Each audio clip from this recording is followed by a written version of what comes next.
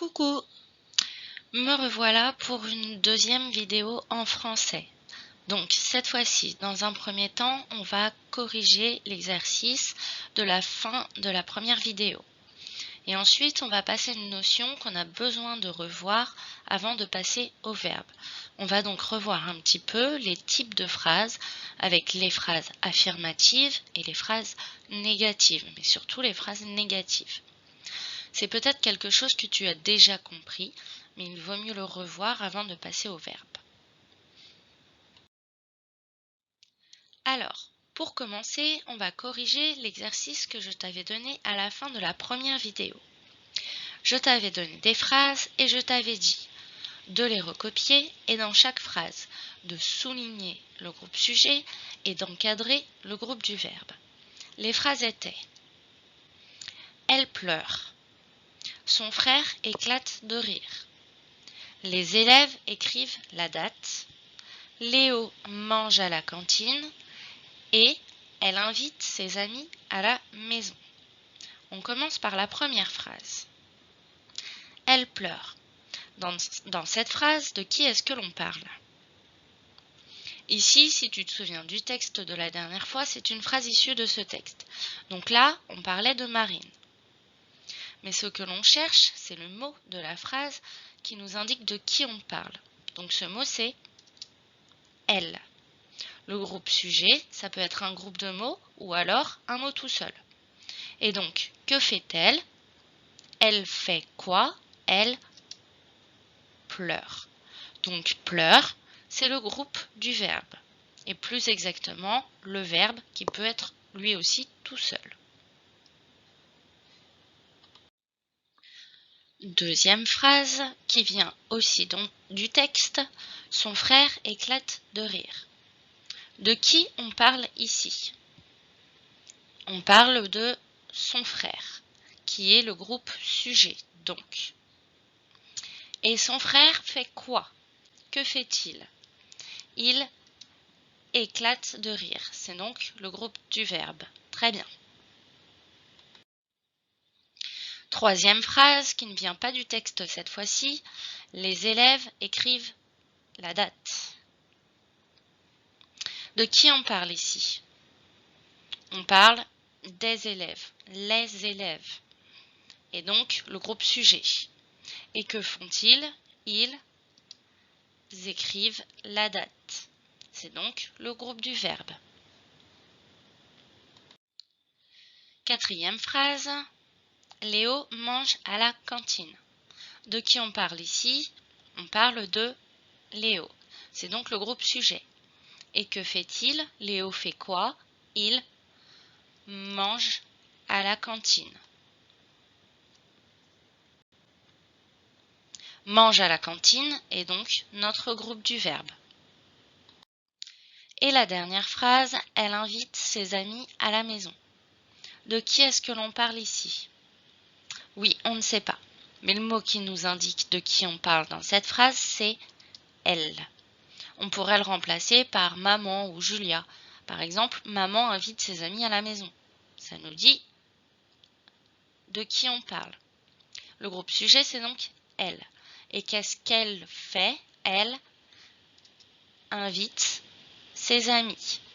Attention ici, à la maison, ça ne répond pas à la question « fait quoi ?» Ça répond plutôt à la question « où ?» Elle invite ses amis, où ça? À la maison. À la maison appartient donc au groupe reste de la phrase. Voilà, on en a fini avec la correction, on va pouvoir passer aux formes de phrases. Donc, aujourd'hui, on va travailler sur les formes de phrases. C'est important pour la suite pour pouvoir trouver le verbe dans une phrase. Même si on va se servir un peu de nos connaissances sur le verbe pour nous aider ici. Donc, dans n'importe quelle phrase, dans celle que l'on dit ou dans celle que l'on trouve dans les livres, il existe deux formes de phrases. On aime bien classer les choses en français. On a les phrases affirmatives qui disent oui, qui affirment, qui disent oui, et on a les phrases négatives, négatif mon capitaine, Celles qui disent non.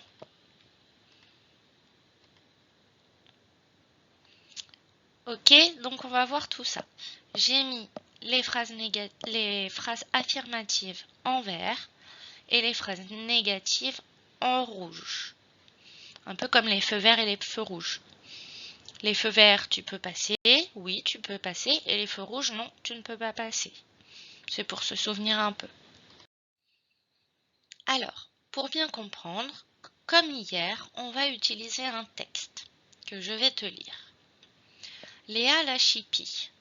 Léa la chipie ennuie son grand frère Pierre qui dessine calmement.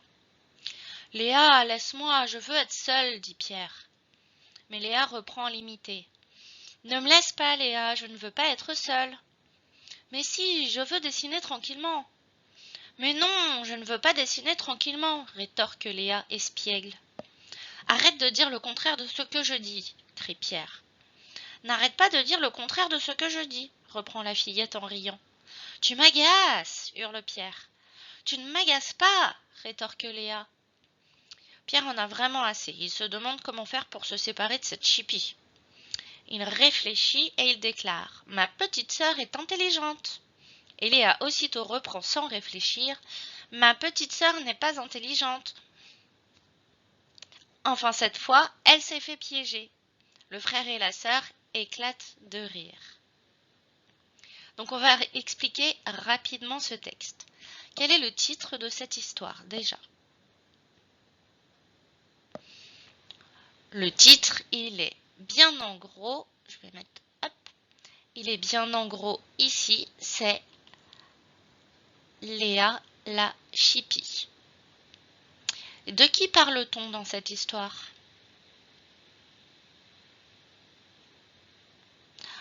On parle de Léa, Léa la chipie, et de son grand frère, Pierre. Léa et Pierre. Où se passe cette histoire? Petit piège. C'est pas indiqué, mais on imagine que si Pierre dessine calmement et que sa sœur est dans les parages, ça se passe sûrement chez eux. Ce n'est pas dit, mais on peut le deviner. À quel jeu s'amuse Léa?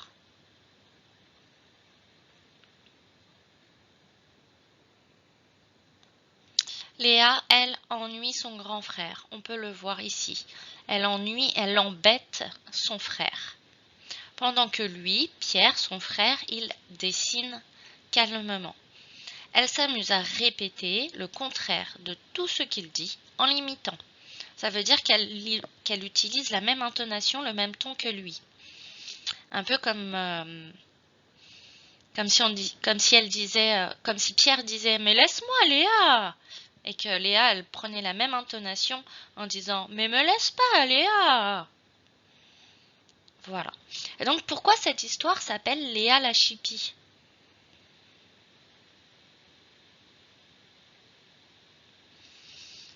Cette histoire, elle s'appelle Léa la chipie parce qu'une chipie, c'est une façon mignonne, le plus souvent gentille, mais pas toujours, de dire d'une petite fille qu'elle est un peu casse-pied, agaçante. On dit qu'elle est espiègle. Et justement, le mot, il est repris ici. Espiègle, ça veut dire qu'elle est malicieuse, qu'elle embête, mais pas par méchanceté. Un petit peu comme moi quand je vous fais des petites blagues en classe pour vous faire râler. C'est jamais méchant, c'est espiègle. On va passer à la suite. Alors, on va regarder autre chose dans ce texte. Regarde le texte, il y a des choses que j'ai entourées ou que je vais encadrer après. Donc, on a des petites choses ici. Et on a des petites choses là. Alors, comment ça s'appelle ce que j'ai mis en jaune?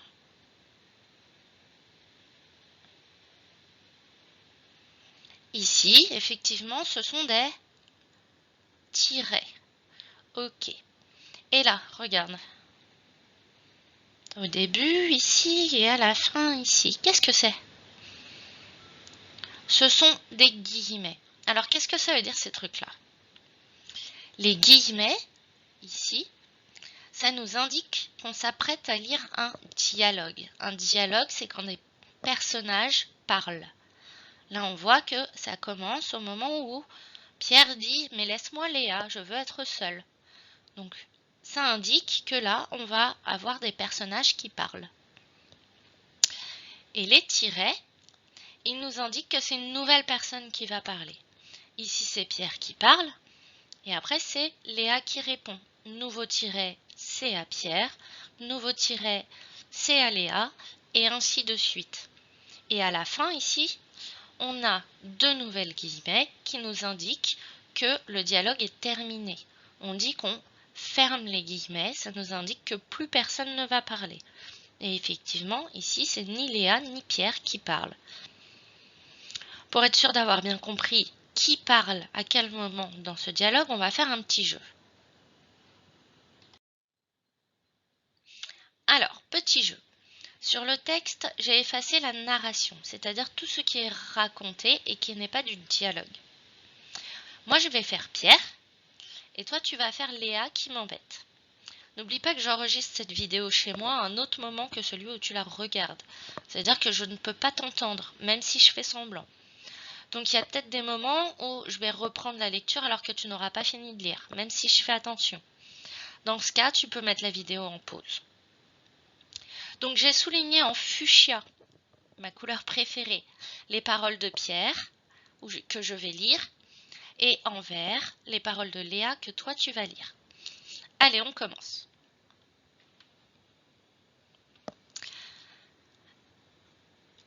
Laisse-moi Léa, je veux être seule.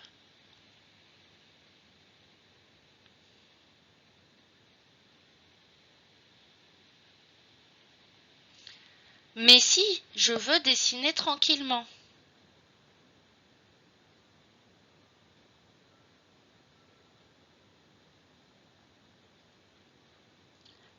Arrête de dire le contraire de ce que je dis.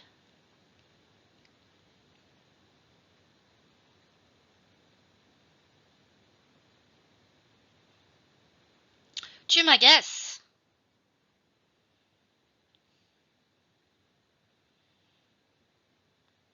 Ma petite sœur est intelligente.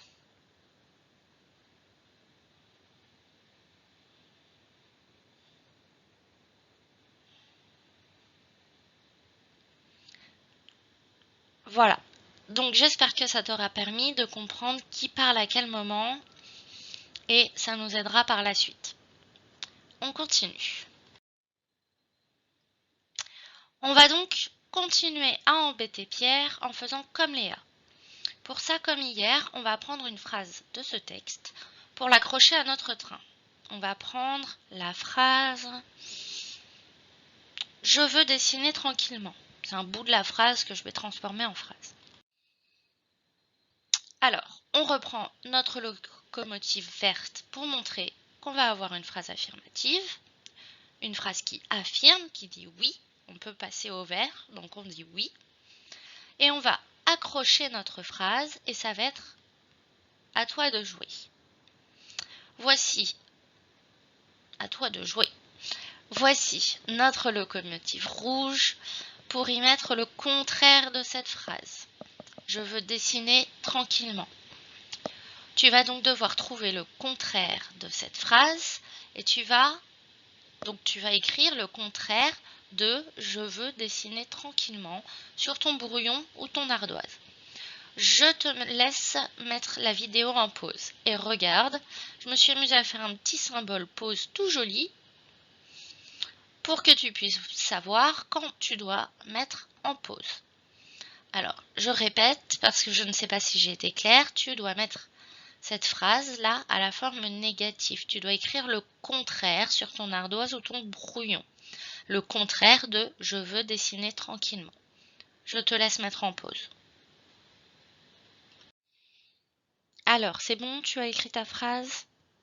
Ok, donc on corrige. J'ai encore enlevé la vidéo parce que sinon on n'allait pas voir la fin de la phrase. On passe à la correction de cette phrase.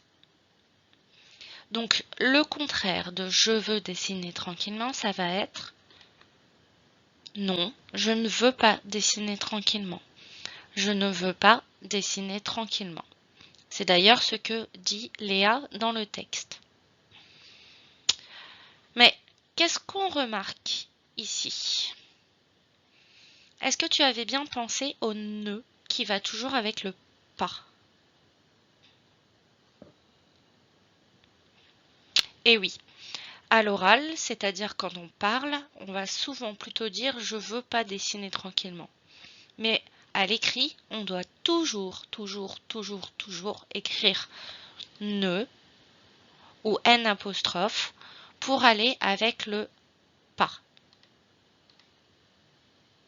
Ne pas. Normalement, même à l'oral, on devrait le dire. On ne dit pas « je mange pas à la cantine », on dit « je ne mange pas à la cantine ». On fait souvent cette erreur à l'oral, mais à l'écrit, toujours avec un « pas », on doit mettre le « ne ». La phrase négative, elle a une mauvaise vue. Elle ne peut pas sortir sans ses lunettes biscornues. Et entre les deux, on a le verbe. L'oral et l'écrit sont deux choses différentes. C'est quelque chose qu'on doit comprendre en CE1. Mais à force de faire attention à ça et de t'entraîner, tu verras que ça deviendra naturel et normal. On va reprendre le texte pour vérifier ça. Donc, on se rappelle que Léa, elle dit le contraire de tout ce que dit Pierre. Elle dit donc uniquement des phrases négatives. Si je relis uniquement ce que dit Léa, on va avoir « Ne me laisse pas Léa »,« Ne me laisse pas Léa »,« Je ne veux pas être seule »,« Mais non, je ne veux pas dessiner tranquillement »,« N'arrête pas de dire le contraire de ce que je dis »,« Tu ne m'agaces pas »,« Ma petite sœur n'est pas intelligente ». Chaque phrase, dans toutes les phrases, on retrouve « ne » ou « n » pour aller avec le mot « pas ». La preuve qu'à l'écrit, le « ne » et le « pas » vont toujours ensemble. Allez, rapidement, on va transformer deux autres phrases pour être sûr d'avoir bien compris. Alors, j'ai accroché une toute petite phrase sur notre locomotive, phrase affirmative. Je suis sage. À toi de retrouver la phrase négative qu'on va accrocher à notre locomotive rouge. Donc tu vas devoir trouver sur ton ardoise ou sur ton brouillon le contraire de « je suis sage ». Allez, c'est parti, tu peux mettre pause. Ça y est? Alors, on corrige. Donc le contraire de « je suis sage », ça va être « je ne suis pas sage ». Et on retrouve bien notre « ne » et notre « pas » pour aller avec nos lunettes biscornues. Et « suis », le mot « suis » ici, c'est le nez des lunettes et c'est donc le verbe. Comme ça, on fait un petit rappel sur le verbe en même temps. Allez, troisième phrase. J'ai donc accroché sur notre locomotive verte phrase affirmative la phrase « Ma sœur est intelligente ». À toi de retrouver la phrase négative qu'on va accrocher à notre locomotive rouge. Sur ton ardoise ou sur ton brouillon, tu vas devoir trouver le contraire de « ma sœur est intelligente ». C'est parti.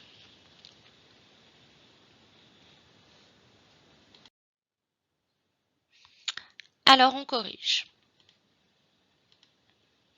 Et oui, j'ai fait un petit piège. Donc le contraire de « ma sœur est intelligente », ça va être « ma sœur n'est pas intelligente ». C'est d'ailleurs ce que Léa dit dans le texte.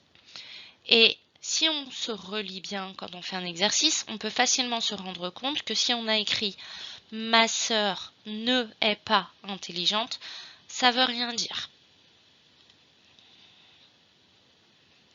c'est pas français, on entend bien que c'est pas très beau quand on l'entend. Donc ici, on va mettre N apostrophe au lieu de ne pour aller avec le pas. Il est un peu caché, mais on voit quand même. Et on retrouve à nouveau nos lunettes biscornues qui encadrent le verbe. Alors, si on n'entend pas que ma sœur ne est pas intelligente, c'est pas très beau et ça ne va pas, comment est-ce qu'on peut faire pour savoir si on doit mettre ne ou N apostrophe dans une phrase négative? Eh bien, c'est assez simple. Tu te rappelles que dans l'alphabet, il y a deux types de lettres. Les voyelles, qu'on doit connaître par cœur, A, E, I, O, U, Y, et les consonnes qui sont toutes les autres lettres. Eh bien, quand le mot entre le ne et le pas, qui est le verbe d'ailleurs, commence par une voyelle, on va mettre N apostrophe. Et quand ce mot commence par une consonne, on va mettre ne. Alors, on va vérifier avec quelques exemples. Ma sœur n'est pas intelligente. Ici, la première lettre du mot entre le ne et le pas, ou le N apostrophe et le pas, c'est une voyelle, E. Donc on va mettre N apostrophe. Cet été, vous n'irez pas à la mer. Pareil ici, on a une voyelle. Donc, N apostrophe. Théo n'écoute pas en classe. On a une voyelle ici, donc N apostrophe. On a des voyelles à chaque fois et on a N apostrophe à chaque fois. Mon père ne répare pas sa voiture. Ah, ici on a une consonne, donc on va mettre ne. Je ne mange pas de viande. On a à nouveau ici une consonne, donc on va mettre ne. Et enfin, mon copain ne danse pas bien. C'est pas très gentil. On a une consonne ici et on va mettre ne. Donc ici, on n'a que des consonnes et que des nœuds. Il nous reste une toute petite chose à voir. On a dit que dans une phrase négative, on ajoutait toujours ne ou N apostrophe. Mais on n'a pas dit qu'on ajoutait toujours le mot pas. Pour voir ça, je vais te laisser réfléchir un peu avec un exercice. Donc tu vas devoir transformer ces phrases à la forme négative, c'est-à-dire écrire le contraire des phrases qui vont s'afficher. Je mange toujours à la cantine. Il y a beaucoup de gens à la piscine. Il y a encore du lait. Il peut faire quelque chose. Il y a tout le matériel. Attention, c'est un exercice pour réfléchir, pas pour appliquer ce qu'on vient de voir. Donc si tu as du mal, tu laisses et tu mets la suite de la vidéo. Donc je te laisse écrire le contraire de ces phrases et mettre pause. Alors, on corrige. Donc, tu devais transformer ces phrases à la forme négative. Je mange toujours à la cantine. Qu'est-ce que tu as trouvé? Alors, je ne sais pas ce que tu as mis, mais est-ce que si on avait mis « je ne mange pas toujours à la cantine », ça aurait vraiment été le contraire de « je mange toujours à la cantine ». Pas trop. Le contraire de « je mange toujours à la cantine », ça va être « je ne mange jamais à la cantine ». Phrase suivante. Il y a beaucoup de gens à la piscine. Ici, on pourrait dire « il n'y a pas beaucoup de gens à la piscine ». Mais on peut aussi trouver un autre contraire qui est « il n'y a personne à la piscine ». Beaucoup de gens, et vraiment le contraire, c'est qu'il n'y a personne. Troisième phrase. Il y a encore du lait. Il y a encore du lait. Je prends ma bouteille de lait, je la secoue, je dis il y a encore du lait. Le contraire. Est-ce que je vais dire il n'y a pas encore du lait. Je vais plutôt dire, ah bah non, il n'y a plus de lait. Donc le contraire, ça va être, il n'y a plus de lait. Alors, phrase suivante, il peut faire quelque chose. Le contraire, ça peut être, il ne peut pas faire quelque chose. Oui. Mais est-ce qu'on va vraiment dire ça dans la réalité? Il peut faire quelque chose pour réparer ta voiture. Il ne peut pas faire quelque chose pour réparer ta voiture? C'est pas trop ce qu'on va dire dans la réalité. On va plutôt dire, bah non, il peut rien faire, hein. Il ne peut rien faire. Ok. Phrase suivante, il y a tout le matériel. Au fond de la classe, il y a tout le matériel de numération si vous avez besoin d'aide. Par contre, s'il n'y a pas tout le matériel, ça veut dire qu'il n'y a aucun matériel. Il n'y a rien, ça peut marcher aussi. Il n'y a aucun matériel pour vous aider. Je suis désolée, j'ai pas envie de vous aider. Il n'y a aucun matériel. C'est pas vrai, bien sûr. Donc on voit ici que pour faire une phrase négative, pour aller avec le ne ou le n apostrophe, on peut mettre le pas. Ma sœur n'est pas intelligente. Mais on peut aussi mettre ne jamais. Je ne vais jamais à la boulangerie. Par exemple, on peut aussi mettre ne aucun. Il n'y a aucun risque. Ne personne. Il n'y a personne dans les rues en ce moment. Ne plus. Il n'y a plus de lait. Ou ne rien. Je ne peux rien faire. Tout ça, c'est pour faire des phrases négatives. Donc, on va revoir la leçon qui est dans ton classeur bleu, partie grammaire. Donc, si tu en as besoin, tu pourras la relire. Dans ton classeur bleu, c'est la leçon sur les formes de phrases. Donc, comme on a vu, une phrase, elle peut être affirmative ou négative. Une phrase affirmative, c'est une phrase verte, avec la locomotive verte, qui dit oui, oui je veux bien, je veux faire mes devoirs, je vais faire mes devoirs. Une phrase négative, c'est la locomotive rouge, c'est une phrase qui dit non, tu ne peux pas passer au rouge. Non, je ne vais pas faire mes devoirs. On fait bien attention, devant une voyelle, sur le verbe, entre le ne et le pas, ou le ne et le plus, etc. On va mettre un n apostrophe.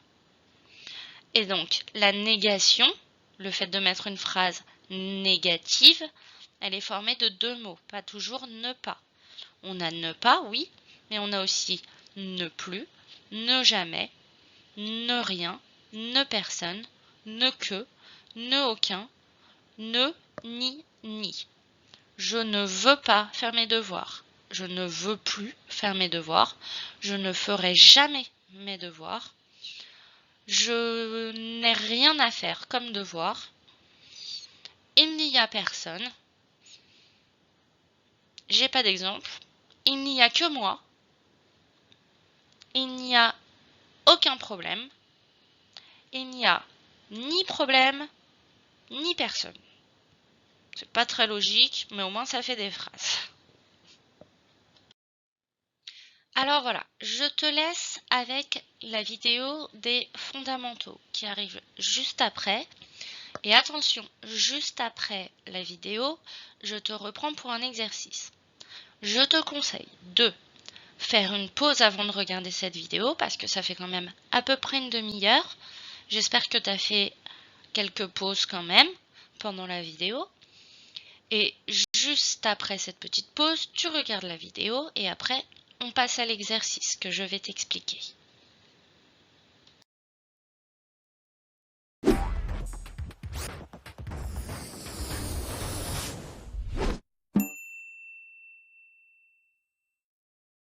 Prépare-toi vite, Gustave. Ton ami Félicite attend pour jouer. Tiens, Gustave met ses baskets rouges. Tu ne sais pas où elles sont? Tu as regardé dans l'armoire? Elles sont très belles. Oh, tu as vu? La phrase a encore changé.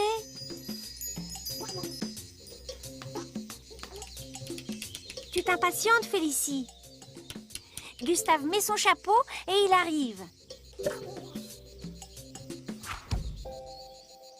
Oh, que s'est-il passé? Oh oh, tu crois que c'est la faute de ces deux mots-là? Voyons voir. Les deux derniers arrivés, quittez un instant la phrase, s'il vous plaît. Tu sembles avoir raison, Félicie. Revenez maintenant, les deux mots. C'est ça, ces deux petits mots placés avant et après le verbe ont changé le sens de la phrase.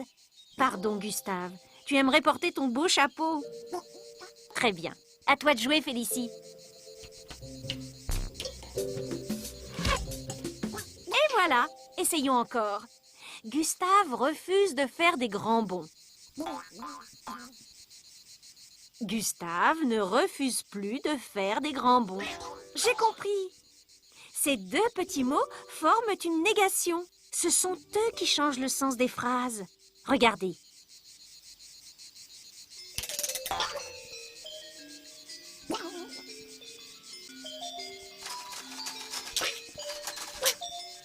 Félicie n'est pas toute petite.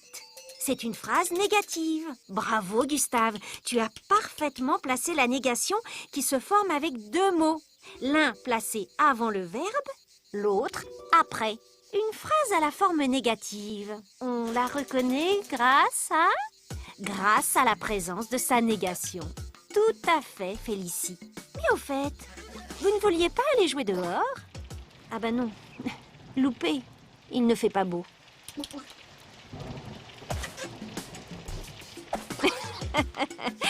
Vous êtes des petits malins tous les deux.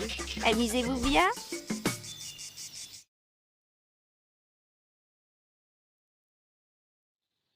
Alors, ça va être à toi de jouer à nouveau ici. Donc, tu vas devoir faire cet exercice. Tu vas devoir écrire le contraire en mettant ces phrases à la forme négative. Comme la dernière fois pour le français, évite de faire ça sur ton ardoise, fais plutôt ça sur une feuille ou sur ton cahier de brouillon pour le garder et pour pouvoir corriger dans la prochaine vidéo.